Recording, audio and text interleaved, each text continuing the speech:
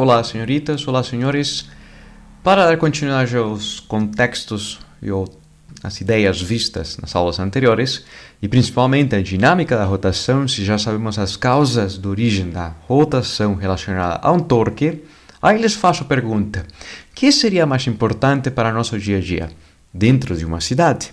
Se nós desejamos deslocar em um veículo que tenha potência, ou um veículo elétrico, pequenininho, minúsculo, que tenha torque. O que será o mais importante? A potência ou o torque? Sabendo que o importante é aumentar quanto antes a velocidade a partir do repouso. E nessa imagem veremos que o mais importante será nos primeiros 5 metros após da partida.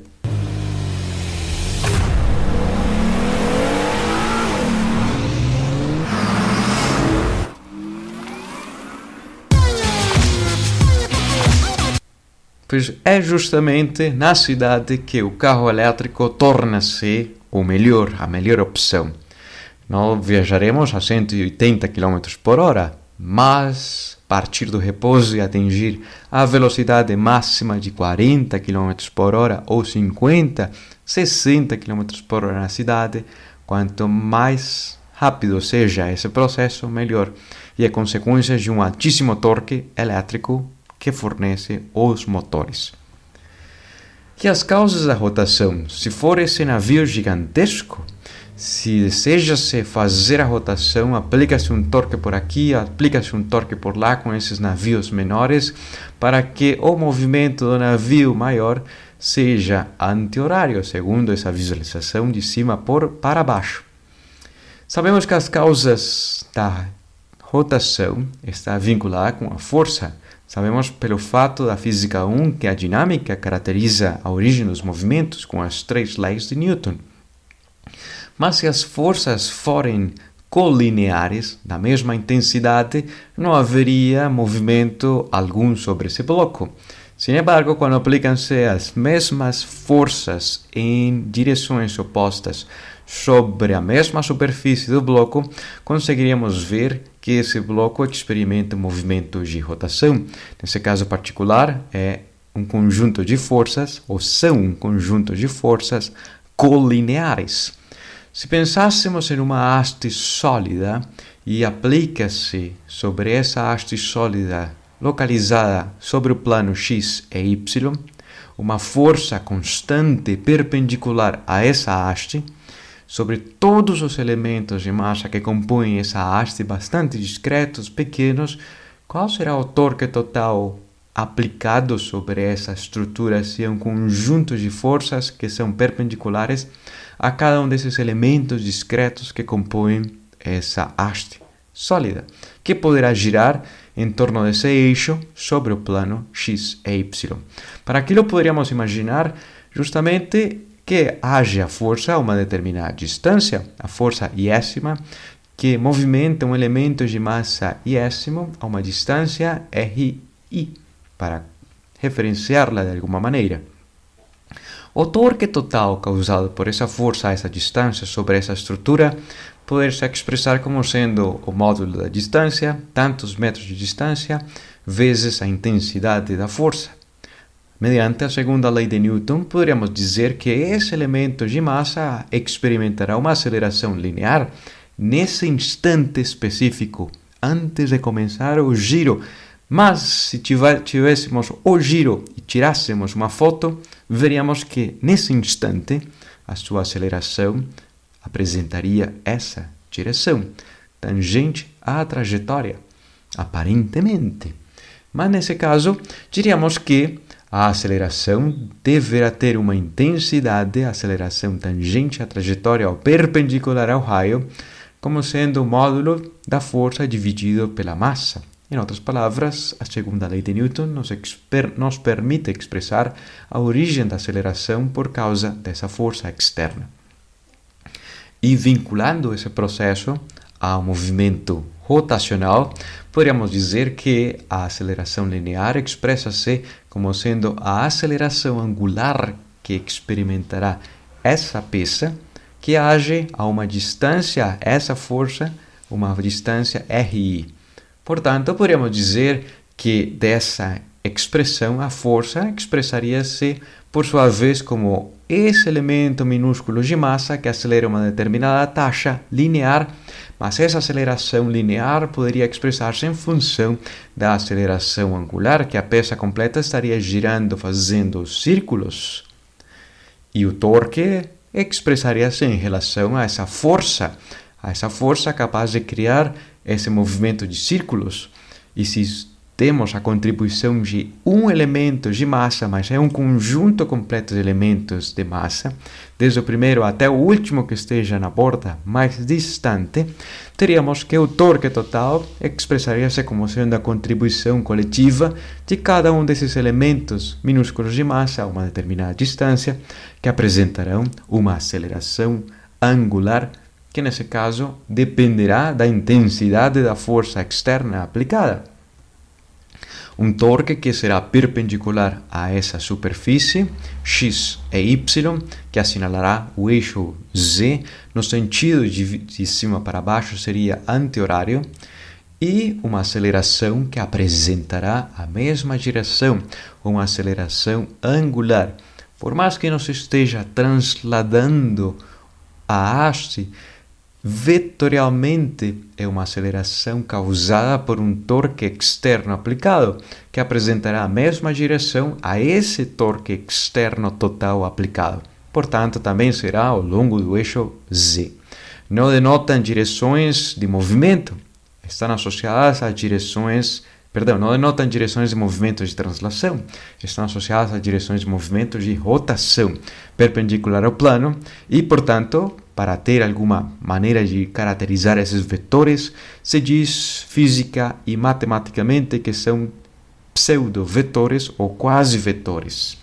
Sin embargo, se formos a expressar o torque total, veríamos que o termo entre parênteses faz alusão a ser o momento de inércia, ou seja, que nos permitiria expressar o momento de inércia, a segunda lei de Newton, para o caso um corpo rígido em rotação, uma reescrita associada à causa desse movimento de rotação que experimenta uma aceleração.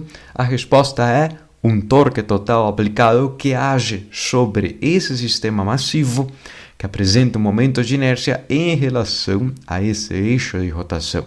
Tudo dependerá do eixo de rotação, mas também dependerá justamente do torque, da intensidade desse torque, da direção torque aplicado sobre essa peça que apresenta esse momento de inércia em relação a um eixo de rotação.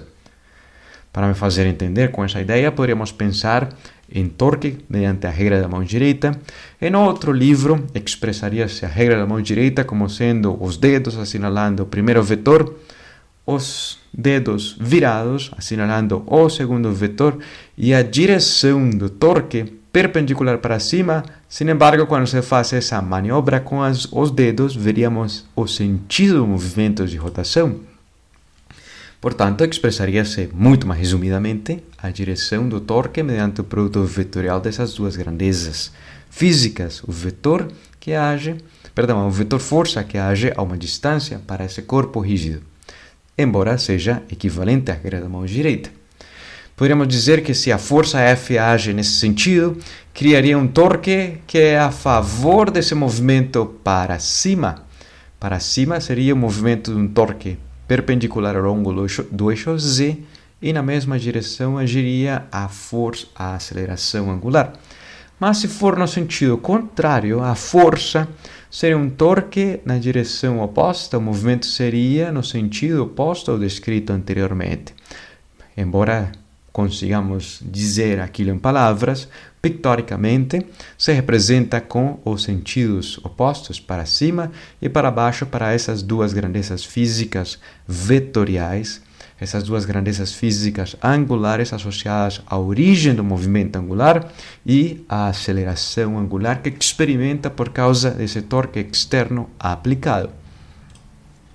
Para pôr em prática essas ideias, poderíamos analisar esse exercício. Se diz que uma barra fina de massa desprezível, como se observa nessa imagem, pertence a esse plano x e y, tem presa nas suas extremidades duas esferas de massa de 250 gramas, bem pequenas de dimensão, mas aqui, pelo menos para fazê-las notórias, um pouco maiores. Entre si, a uma distância L, ou seja, 1 metro de distância entre cada uma das esferas, que girarão mediante essa haste presa, mediante essa barra fina, através de um eixo que passa pelo seu centro de massa, justamente na metade do espaçamento entre as esferas.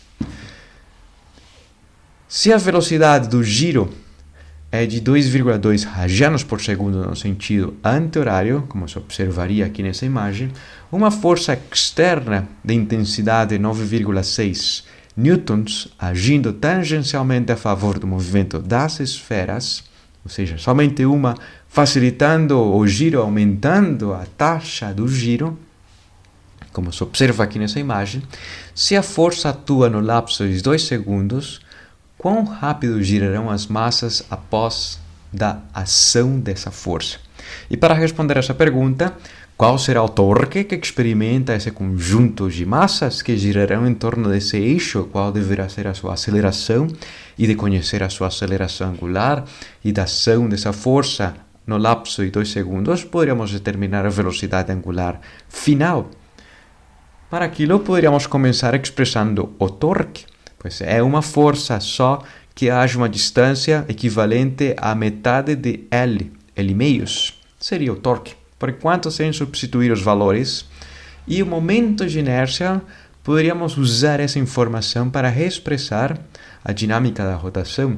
Qual seria, portanto, a aceleração capaz de experimentar esse corpo rígido que tem um momento de inércia dado, se experimenta um torque externo que se expressa como sendo a intensidade da força que age nessa distância L meios em relação ao eixo de rotação.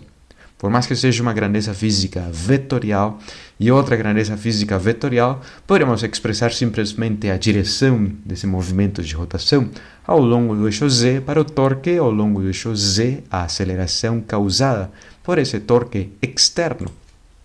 O momento de inércia dessas duas esferas, a seguir o determinaremos, pois será a contribuição de uma massa a uma distância L meios ao quadrado, a uma distância R quadrado, L meios, e a outra, a sua oposta, na mesma distância L meios, na mesma massa, só que a distância também ao quadrado. Veremos que o momento de inércia resumiria-se a ser o meio da massa vezes o raio ao quadrado.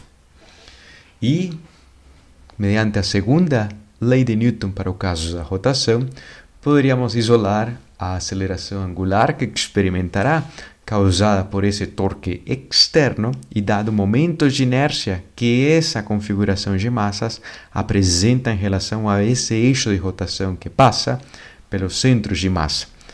Desse fracionário, poderíamos ver que alguns termos simplificariam-se. O fator 1 meio, L e L quadrado, 1L desaparece. Diríamos que a aceleração angular está associada com a intensidade dessa força externa aplicada. Também será inversamente proporcional à massa das esferas. Quanto mais massivas, mais difícil será fazê-las girar, e quanto maior seja a distância entre as massas em relação ao eixo de rotação, mais difícil também será pô-las a girar. Mas de conhecer a aceleração angular, poderíamos usar uma equação da cinemática que nos permita vincular a mudança de velocidade, dada essa taxa de aceleração de ser constante, no lapso de 2 segundos.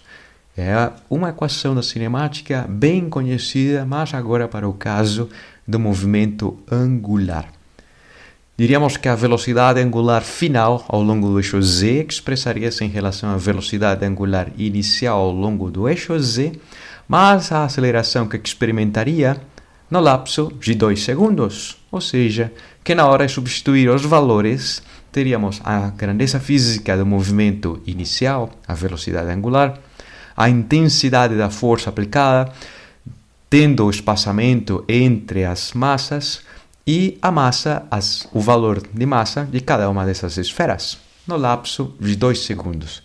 Isso implicará que ao final desse raciocínio, desse desenvolvimento completo, poderíamos concluir que a velocidade angular final é bem maior que a inicial, bem maior que 10, 20 vezes o resultado, pois de 2,2 radianos por segundo aumentou no lapso de tão só 2 segundos a 79 radianos por segundo.